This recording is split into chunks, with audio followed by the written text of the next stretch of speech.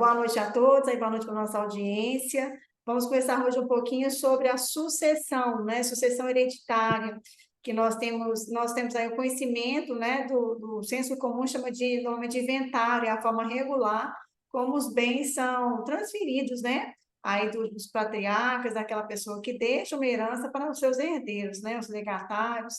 Então, a gente vai conversar um pouquinho hoje sobre isso, sobre esse tema, né? É um tema aí também que vai estar, infelizmente, bastante presente. A gente teve uma grande demanda por esse assunto aí na época da pandemia, as pessoas não se preocupavam tanto com isso, a maioria tinha contato com o inventário apenas quando já, né, realmente existe mais naquele momento que você perdia um parente, então aí você tinha o contato com o inventário e ia saber o que que é aquilo. Todo mundo sabe que tem ideia de que é uma coisa muito chata, burocrática e demorada, né?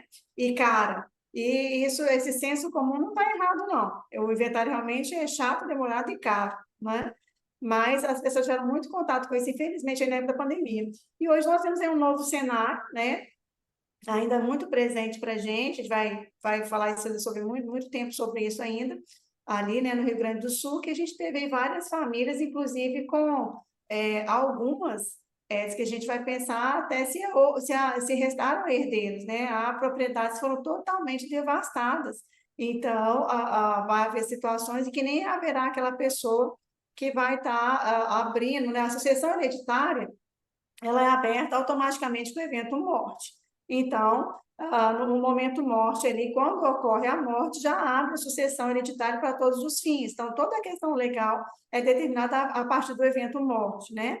E por quem é que pode ser reclamado, quem é que pode vir a requerer aí a questão da herança? Qualquer dos herdeiros e até devedores, tá? Eles pode estar requerendo aí a abertura do inventário, abertura aí da sucessão, né? Desses bens, das transferências desses bens do autor da herança, que é aquela pessoa que faleceu, para os herdeiros dele, que são os legítimos, né? Que a lei prevê. Quais são os herdeiros legítimos? Aquele que está previsto na lei. Nosso o processo de sucessão, ele está previsto no Código Civil, né? No Código Civil com relação aos bens, aos direitos e às pessoas que estão envolvidas nesse processo. E o Código de Processo Civil vai tratar do como, né? E aí, o como, nessa situação da herança, nós temos duas possibilidades. A gente pode ter o inventário hoje. Isso se tratando também da forma tradicional, a forma popular, a forma que está prevista na nossa legislação brasileira para a sucessão. Nós vamos falar mais adiante, talvez aí assunto de uma outra live, da forma que é usada aí pelas pessoas que são mais abastados, que já são empresários e que não passam por esse processo de inventário. Isso a gente vai fazer numa outra live aí, vou chamar até a Celeste, que é a sua correspondente, para nós fazermos uma live aí juntos, né? Ela participando aí também, para a gente poder estar abordando esse tema. É um tema que a gente conhece bastante, trabalhamos também.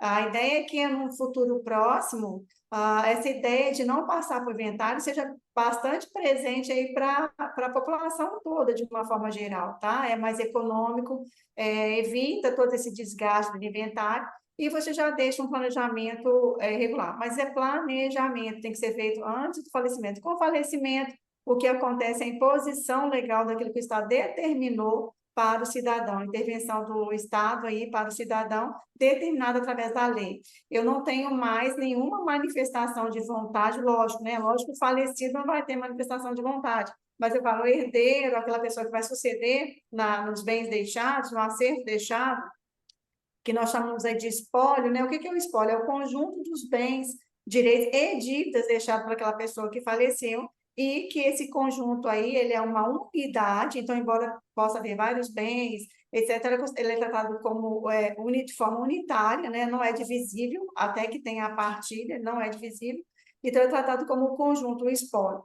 Então, Edson, o que acontece? Depois que você não fez nenhum planejamento, você fica sujeito àquilo que o Estado previu, àquilo que o Estado acha interessante que aconteça com a sua herança, tá? Você tem, lógico, o direito aí de se manifestar sobre 50% dela, em vida você manifesta sobre 50%, e a lei que chama de legítimo é aquilo que o Estado obriga que você deixe para os seus herdeiros aí legatários, aquele que a lei elegeu. Então, ascendentes, descendentes colaterais, né?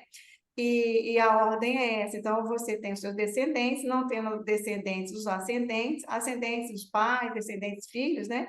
colaterais aí de até quarto grau, né? Primos, tias, tios, enfim, aí tem uma ordem aí de sucessão hereditária.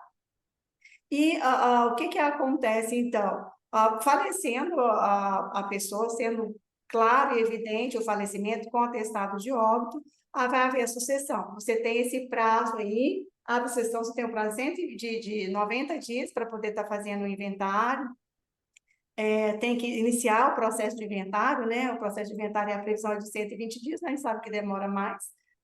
Tem que pagar o imposto, né, sobre os bens que foram deixados, depois que você paga, isso lá estamos pessoas, mas está quieto. Depois que você já paga o imposto a vida inteira, aí a gente sabe que a gente paga bastante tributos, né, de forma geral, trabalhamos aí em média 4 meses por ano para pagar tributos, mas depois que você já paga o tributo sobre tudo que você consome e usa, né, seja serviço, seja uso consumo, quando você falece, aqueles bens que você deixou, eles também têm a incidência do imposto, que é o ITCMD, Imposto, né, sobre transmissão, causa, morte e doação. E ele é um dos primeiros, quando você vai fazer o inventário, que é requerido, além de toda a documentação que é necessária juntar, a certidão, né, lógico, certidão de óbito, a certidão atualizada de todas aquelas pessoas que serão os herdeiros, né, do cônjuge também, do falecido, né, então, essa documentação toda tem que ser juntada, e, além de tudo, a guia do ITCMD daquele acervo que foi deixado. E aí que começam as complicações, né? Porque a maioria das pessoas não conhece realmente esse processo. O Estado é que vai avaliar, vai dizer quanto que vale os seus bens para fim de apuração desse imposto, você pode contestar, mas quem vai dizer quanto que vale é o Estado. Então, você tem um determinado bem, aqueles que são suscetíveis de avaliação, né? Porque alguns já, o valor é o que realmente foi deixado, né? O valor líquido mesmo, por exemplo, dinheiro, não há que se falar nisso, mas um bem móvel, imóvel, um carro, até empresas, né? Quanto que vale a sua empresa? Você vai precisar de um perito para dizer quanto que ela vale na data daquele evento. Então, começa a ficar um processo mais complicado, tá? E, Ed, o que acontece? Esse inventário, você pode fazer ele de duas formas, né? Tem a previsão de você fazer ele judicialmente e extrajudicialmente. Então, extrajudicialmente você faz no cartório, que é uma extensão, na verdade, do nosso judiciário. E por mais que a gente devesse usar bastante esse procedimento, e quando é que você pode usar o inventário extrajudicial? Quando não tem um menor envolvido, né? Não tem um herdeiro que seja menor, ou o testamentário menor envolvido, nessas hipóteses, ele tem que ser feito judicialmente, ou aquela pessoa que é um incapaz ou relativamente incapaz, né? Não havendo ali também já o curador dessa pessoa, o tutor dessa pessoa, então você vai precisar fazer no judiciário. O extrajudicial seria uma excelente ferramenta, tá? Quando é possível fazer. O que ocorre? Esse processo, ele depende de uma série de certidões. E as certidões, elas são caras e têm um prazo de validade normalmente de 30 dias. E o que acontece?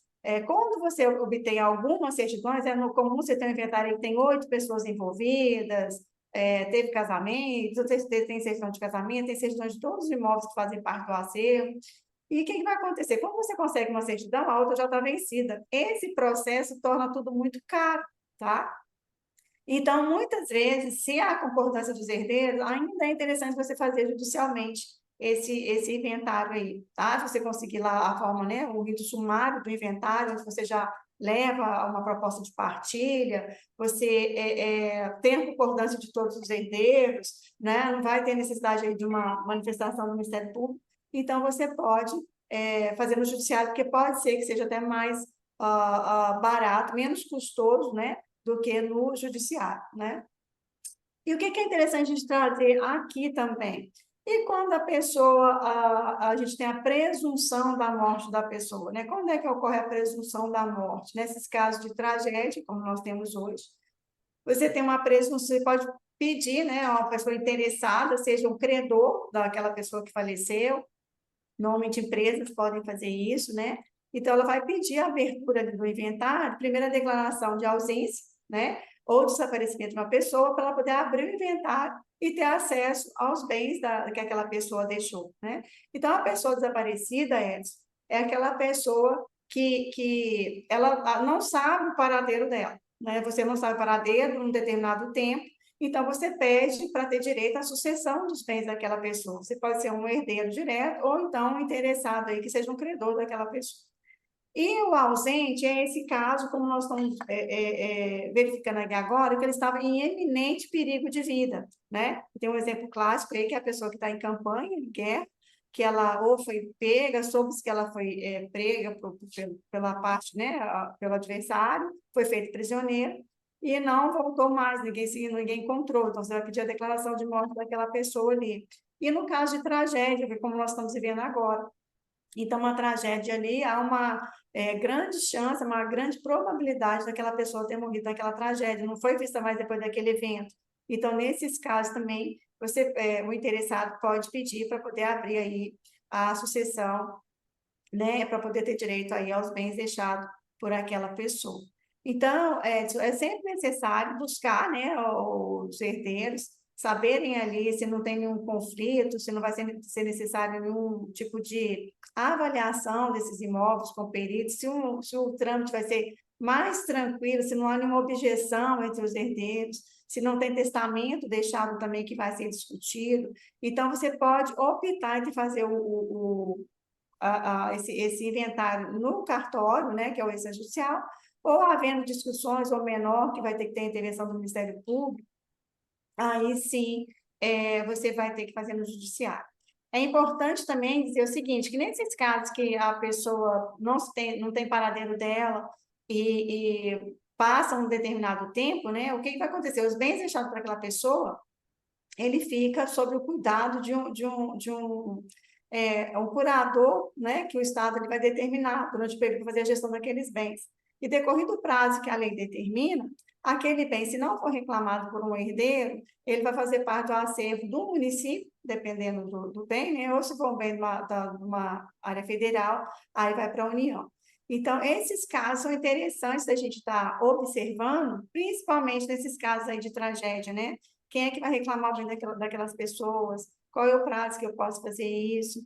Então, essas questões são interessantes da gente estar observando quando nós temos essas situações, tá, Edson?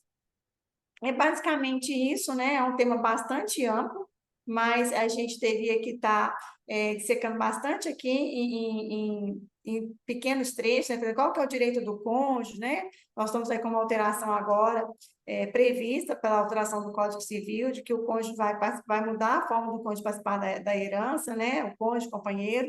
Então, hoje ele participa, no caso dos bens adquiridos, na constância da união ou do casamento, ele participa aí também com os herdeiros, né? E há uma diferença se os herdeiros com que ele participa, né, são filhos comuns ou são filhos só do falecido. Então, isso tudo vai interferir na forma como a herança, né, como vai acontecer a partilha desses bens deixados. Então, são questões que estão todas previstas no Código Civil, nosso Código Civil, e no Código de Processo Civil, os trâmites, né, que você vai poder buscar, dependendo da situação que se encontre, mas é muito interessante a gente estar atento, principalmente a essa herança, a vacância, né, essa herança adjacente, que ela vai ser declarada aí uma herança, né, a vacância dessa herança, e ninguém reclamar. Então, nessas situações de tragédias, né, que às vezes desaparece a família inteira, como aconteceu em Brumadinho, Mariana, ou a pessoa eventualmente morava sozinha, como é que fica essas questões, né? Então, acaba ficando aí sob o domínio do município, do estado, se não for reclamada aí no prazo legal, né? Então, ainda que ela seja declarada uma herança adjacente, tem 5 anos ainda para um herdeiro lá reclamar